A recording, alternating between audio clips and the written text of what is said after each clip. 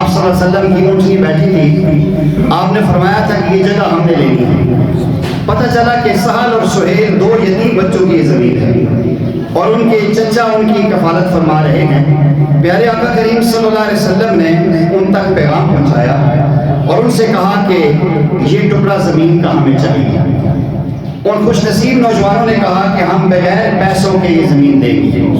پیارے آقا کریم علیہ السلام نے فرمایا نہیں، بغیر پیسوں کی زمین نہیں لوں گا، یہ زمین خرید کے ہم لیں گے۔ عظمت اور شان ہے اور لاکھوں سلام ہے صدیق اکبر پہ۔ پیارے آقا نے فرمایا ابوبکر جاؤ ٹکڑا لے کر آؤ۔ صدیق اکبر رضی اللہ عنہ نے ان سے باؤ طے کیا، 10 درہم میں زمین کا وہ ٹکڑا جو 100 گز لمبا اور 100 گز چوڑا تھا وہ لیا گیا۔ جب زمین کا ٹکڑا لے لیا گیا، پیارے آقا نے فرمایا اس کے اوپر جو لگی کھجوریں نکال دیا جائے، کھجوریں کاٹ لی گئی۔ اس کی دائیں بائیں جہاں مختلف مشرکین کی قبریں تھیں، فرمایا اس کو مسمار کر دیا جائے۔ اور اس کے بعد یا ان لوگوں کی کافروں کی تھی تو آپ نے ایسا کیا کہ اب مٹی کی اینٹیں بنائی جائیں۔ یہ جس طرح آج بھی دیہاتوں میں وہ بلاک بنانے کا سانچہ ہوتا ہے، تو پیارے آقا کریم صلی اللہ علیہ وسلم نے مختلف صحابہ کرام کی ڈیوٹی لگائی اور صحابہ کرام وہ مٹی گھومتے تھے اور اس کی اینٹیں بنتی تھیں۔ اور سیدنا علی المرتضیٰ رضی اللہ تعالیٰ عنہ کی ڈیوٹی لگی تھی، ان کے ہاتھ میں بیلچا تھا اور پیارے آقا نے فرمایا کہ علی آپ گارا بنائیں۔ تو سیدنا علی المرتضیٰ رضی اللہ عنہ گارا بناتے تھے اور پھر اس کی اینٹیں تیار کی جاتی تھی۔ پیارے آقا کریم صلی اللہ علیہ وسلم اور صحابہ کرام وہ اینٹیں اٹھا اٹھا کے لاتے تھے۔ وہ جو مسجد نبوی شریف کا وہ ٹکڑا لیا گیا تھا، میں نے عرض کیا کہ 100 گز لمبا اور 100 گز چوڑا تھا۔ آپ نے 3 ہاتھ اس کی بنیادیں نیچے گہری کی، یہ جو ایک ہاتھ ہے ایسے 3 ہاتھ 2.5-3 فٹ، اور اس میں پھر اس کی جو ہے کہ دیواریں بھری گئیں، پھر ان دیواروں کو اٹھایا گیا۔ نبی کریم صلی اللہ علیہ وسلم بھی اٹھا اٹھا کے لاتے تھے، صحابہ کرام بھی اٹھاتے تھے۔ کتابوں میں لکھا ہے کہ ایک صحابی تھے سیدنا عثمان بن مظعون رضی اللہ تعالیٰ عنہ، بہت زیادہ حساس طبیعت کے مالک تھے، بہت زیادہ صفائی و ستھرائی کو پسند کرتے تھے۔ تو وہ اینٹ اٹھا کے ایسے لاتے دور دور سے کہ وہ مٹی کپڑوں کے ساتھ نہ لگ جائے، جب لگ جاتی تو پھر جھاڑتے۔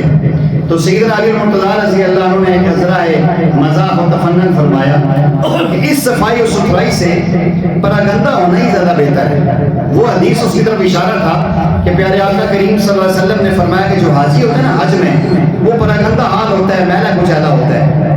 جو حج کو جلد مٹی پڑتی ہے، بال بکھرے ہوتے ہیں، اپنی پرواہ ہی نہیں ہوتی، لیکن بہرحال ان کا اپنا ایک ذوق تھا، تو بہرحال انہوں نے اسی انداز میں اینٹیں لاتے رہے۔ سیدنا ابو ہریرہ رضی اللہ تعالیٰ عنہ فرماتے ہیں کہ میں نے دیکھا یہ پہلی جو مسجد نبوی کی تعمیر ہوئی تھی وہ تو اسی وقت ہو گئی تھی جب پیارے آقا کریم صلی اللہ علیہ وسلم تشریف لے آئے تھے۔ وہ تعمیر ہو گئی تھی، اس کی دیواریں جو تھی انسان کے قد سے تھوڑی سی اونچی تھی اور اس کے درمیان میں کھجور کے تنے آپ نے لگائے تھے اور اس کے اوپر بھی کھجور کی وہ تنے لگائے تھے، ان کے اوپر کھجور کی شال پڑی ہوئی تھی۔ انتہائی سادہ، انتہائی جو ہے کہ پر رونق وہ مسجد نبوی شریف تھی کہ اس کے اندر چھت نہیں تھا، وہ خالی چھپر پڑا ہوا تھا۔ جب بارش ہوتی تھی تو اس کا پانی نیچے آ جاتا تھا، تو اس کے نیچے کیچڑ بن جاتا تھا۔ تو یہ ایک دفعہ تو پیارے آقا کریم صلی اللہ علیہ وسلم نے یہ تعمیر یوں فرمائی۔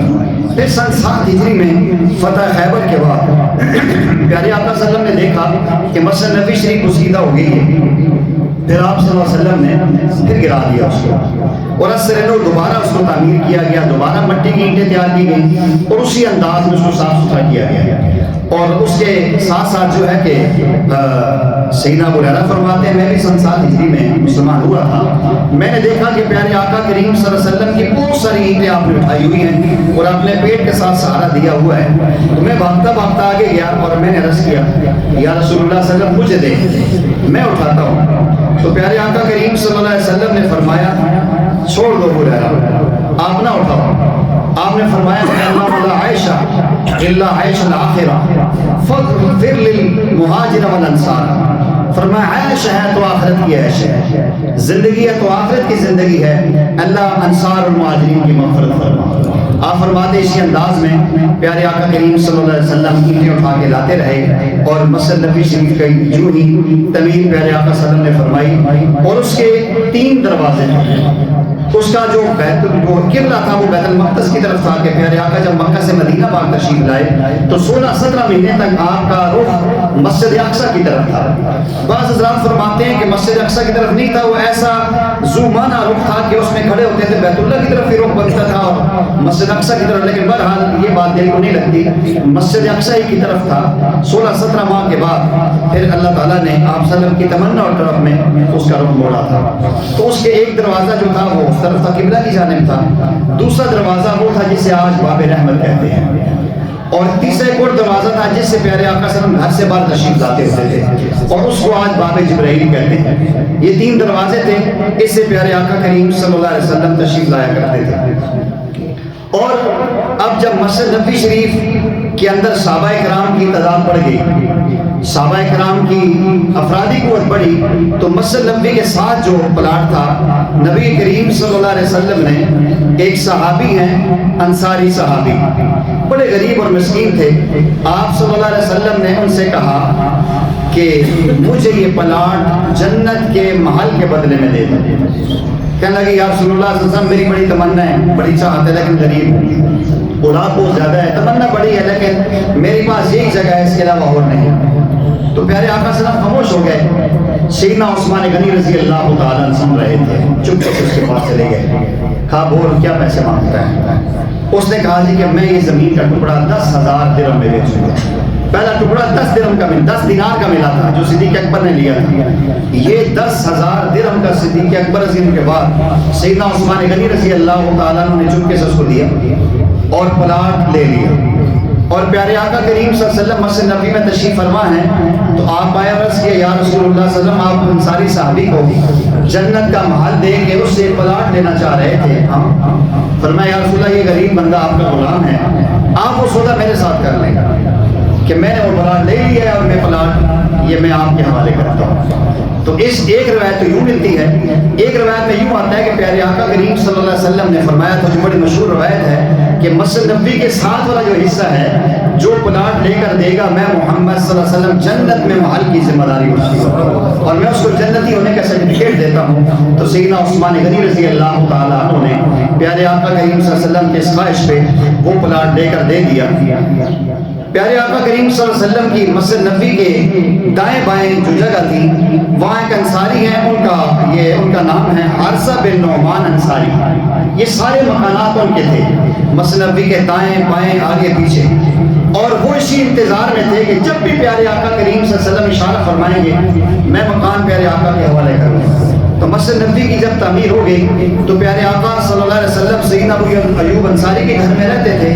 تو آپ نے فرمایا کہ یہاں 2 حجرے بھی تیار کیے جائیں. پیارے آقا کریم صلی اللہ علیہ وسلم کی 2 ازواج حضرت سودا بن زمعہ رضی اللہ تعالیٰ عنہ جو بیوہ سے آپ نے شادی کی تھی وہ، اور دوسرا سیدہ عائشہ صدیقہ رضی اللہ تعالیٰ عنہ کے لیے حجرہ بنا جسے آج دنیا گنبد خضرا کہتی ہے. تو پیارے آقا کریم صلی اللہ علیہ وسلم نے یہ 2 حجرے بنا دیے اور پھر آپ نے زید بن حارثہ رضی اللہ تعالیٰ عنہ کو بھیجا کہ تم مکہ جاؤ، سیدہ فاطمہ کو لے آؤ، سیدہ اور یہ گئے. اور ساتھ صدیق اکبر رضی اللہ تعالیٰ عنہ نے اپنے بیٹے کو بھی بھیجا کہ عبداللہ بن ابو بکر کو کہ آپ جائیں، آپ جا کر سیدہ عائشہ کو لے آئیں، سیدہ اسماء کو لے آئیں، اور اسی انداز میں ام رومان جو آپ کی اہلیہ ان کو بھی لے آئیں، اور ساتھ عبد الرحمن بن بکر کو بھی لے آئیں. یہ لوگ وہاں سے مکہ سے جب تشریف لائے تو پیارے آقا کریم صلی اللہ علیہ وسلم سیدنا ابو ایوب انصاری کا گھر چھوڑ چکے تھے اور اما عائشہ کے حجرے میں تشریف لا چکے تھے. پھر یہ وہاں تشریف لائے اور اس کے ساتھ جتنی بھی مسجد نبوی شریف کے سائڈوں پہ جگہ تھی پیارے آقا کریم علیہ السلام کو جب ضرورت پڑتی تو یہ صحابی جو ہے حارثہ بن نعمان آہستہ آہستہ نبی علیہ السلام کو مکانات دیتے رہے یہاں تک کہ سارے گھر نبی علیہ السلام کو دے دیے. اور پیارے آقا کریم صلی اللہ علیہ وسلم کی ازواج مختارات کے وہ سارے حجرے مسجد نبوی کے دائیں طرف تھے، بائیں طرف پیچھے کی طرف سے قبلہ کی طرف کوئی آپ کا حجرہ نہیں تھا. اور حجرے کا منظر یہ تھا کہ ان کے آگے جو پردے تھے وہ ٹاٹ کے تھے، یا ان کے اندر جو ہے کہ وہ کمبل لٹک رہے تھے. کتابوں میں لکھا ہے کہ نبی پاک صلی اللہ علیہ وسلم کے کسی حجرے میں بھی رات کے اندر روشنی کے لیے لائٹ نہیں تھی. اور کسی شاعر نے بڑی پیاری بات کی جس کا مفہوم یہ ہے کہ وہ حجرے جن میں سراج منیر تھا ان حجروں کو باہر کی روشنی کی کیا ضرورت ہے؟ اما عائشہ صدیقہ رضی اللہ عنہ فرماتی ہیں پیارے آقا کریم صلی اللہ علیہ وسلم جب بھی اپنے گھر میں تشریف لاتے آپ جو مسکراتے تو آپ کے دندان کے درمیان سپیس سے نور نکلتا تھا اور اس نور سے میں اپنی گری رسوئی بھی اٹھا لیا کرتا۔ تو پیارے آقا کریم علیہ السلام کے یوں حجرے مبارک تھے اور پھر ایسا ہوا آگے تحریر چل رہی ہے لیکن یہاں رک کے میں عرض کرتا ہوں یہ آگے ترتیب چلتی رہی۔ صدیق اکبر رضی اللہ تعالیٰ کا دور آیا، آپ نے بھی مسجد نبی میں تعمیر کو دارا اثر نو دوبارہ اسی نیز پر کھڑا کیا، جو ستون گر گئے تھے وہ ستون کھڑے کر دیے، جو اینٹیں کچی ہو گئی تھی دوبارہ اینٹیں بنا کر۔ سیدنا عمر رضی اللہ تعالیٰ کا زمانہ آیا تو سیدنا عمر رضی اللہ تعالیٰ نے بھی مسجد میں توسیع ضرور کی، ازواج محترات کے حجروں کو نہیں چھڑا کہ یہ وہ جگہ ہے جہاں میرے آقا رات گزارا کرتے تھے، دائیں طرف سے پیچھے سے یا کس طریقے سے آپ مسجد نبی کی توسیع کرتے رہے۔ جب سیدنا عثمان غنی رضی اللہ تعالیٰ کا زمانہ آیا تو سیدنا عثمان غنی رضی اللہ تعالیٰ عنہ نے محبت بھی تھی، شدت بھی تھی، ایک بہت بڑے تاجر بھی تھے، جہان دیدہ بھی تھے، جامع القرآن بھی تھے۔ آپ نے سمجھ گیا کہ اس طریقے سے گارے سے کب تک رہے گی، آپ نے فرمایا مسجد نبی کے تعمیر نئے انداز میں ہوگی۔ سبحان اللہ، آپ نے پتھر منگوائے، پتھروں کے اوپر پھول بنوائے گئے، آپ نے پتھروں کی دیواریں کھڑی کی، صحابہ کرام ناراض ہونا شروع ہوئے کہ یہ آپ نے کیا کیا؟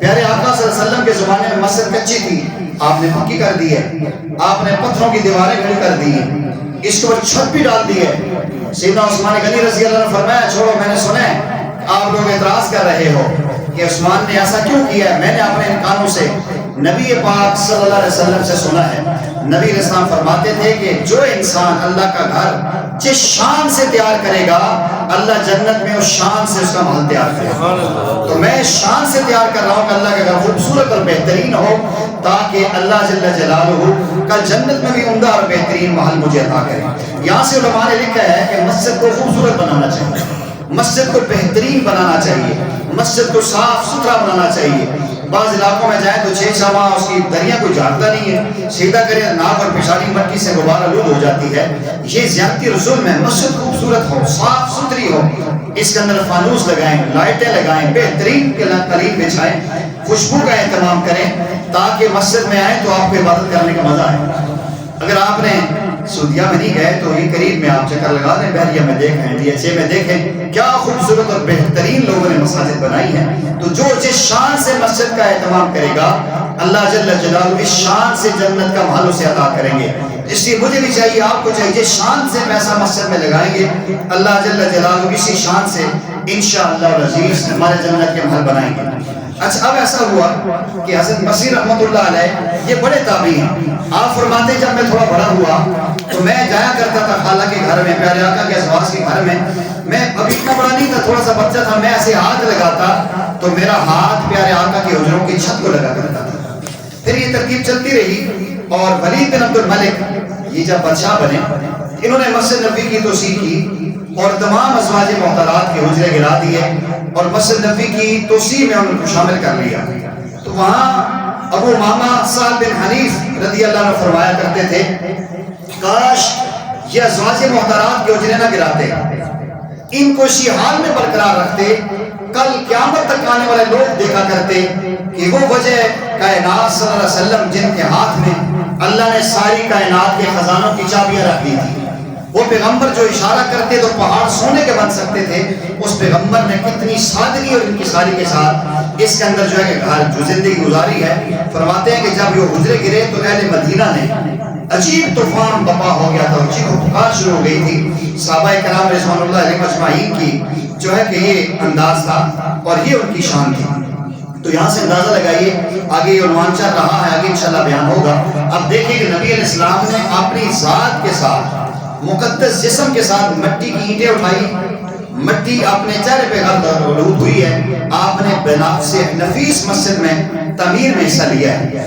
آج اللہ تعالیٰ نے ہمیں موقع دیا، ہم چلو پوری مسجد تو نہیں بنا سکتے، 100 200 500 ہزار تو دے سکتے ہیں، ہم اپنی شان کے ساتھ کریں، سعادت سمجھیں، موقع ملے مساجد کو صاف کریں، مسجد کو بہترین کریں، جہاں محل نظر آئے خادم کتنے بلائے ہو یار مٹی لگی تو ہوتا کوئی نہیں، یہ نہ کہیں مسجد اللہ کا گھر ہے، ہر بندہ سعادت سمجھے۔